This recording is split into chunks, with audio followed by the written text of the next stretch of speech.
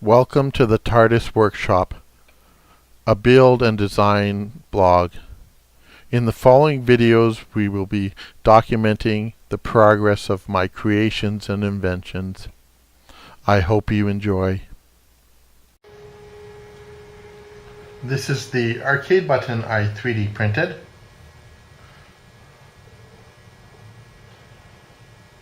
It says 25 cents, Canada 2016, with a picture of Pac-Man in the center. I was sort of making it look a little bit like a coin. This is going to be for the coin insert function on the arcade machine. This is the housing that mounts on the outside of the case. On the inside of the case, I was going to have this neck nut to hold it in place, but this was too thick, as the wood on the case is pretty thick.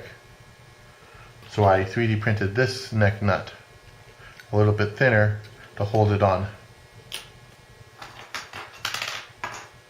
This is how you assemble it. This is the plunger. Goes in the back here. This screws on in here.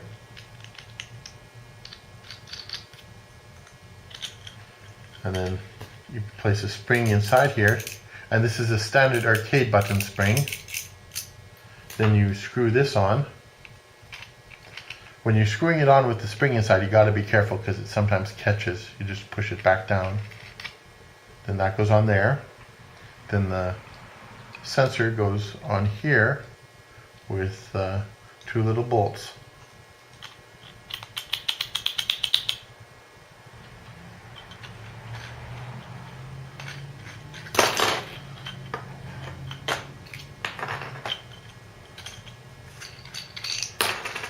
Now this part and this part I designed.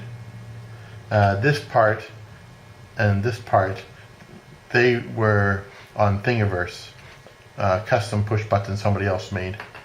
I just adapted the design and added my own parts.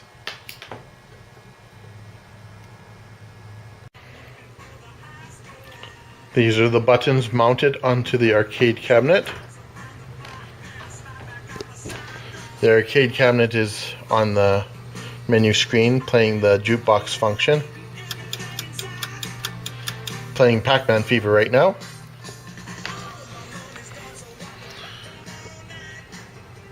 Now I may reprint this black outer part in white plastic so it stands out more.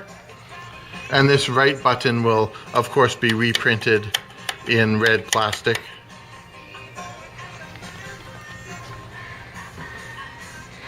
So that's what the arcade cabinet looks like so far.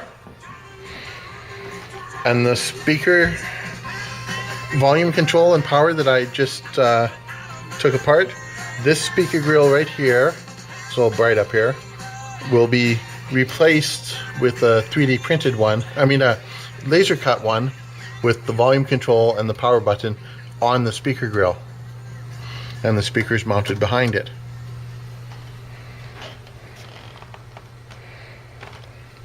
On the console here, we're going to make this cabinet a one player only, so this second player joystick will be replaced with a abort button, a giant abort button to act as the escape button to exit games.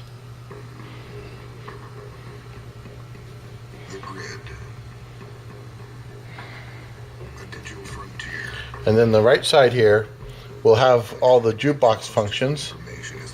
And left side here will have the one player button functions. Welcome back to the arcade build. I have the mezzanines taken off right now. Or I mean the marquee, sorry. Because I had to take off the speaker grill that I got here on the table. I will be diagramming the dimensions of it, and then adding in the holes on this grill, and then laser cutting it out of probably MDF to start with for prototyping. Over here on the arcade machine, I have removed the second joystick. I have one of my 3D printed arcade buttons on here just for a fit and just to eye it up. I'll 3D print and design a custom one that'll be a little bit, the button will be larger, and the housing here will also be larger. It'll at least cover up these holes. I haven't decided if I'm going to incorporate the holes into the design or not, because if you see here, it's quite secure without having to mount in the holes. This is my arcade cabinet. I have placed the 3D printed buttons in the front. I will be changing them out with different colors. I'm going to test print a red outer ring with a black button to see how it looks. I've got a button for the escape button 3D printed and placed where the second joystick was, because this is going to be just a single player cabinet. This is to escape games or exit.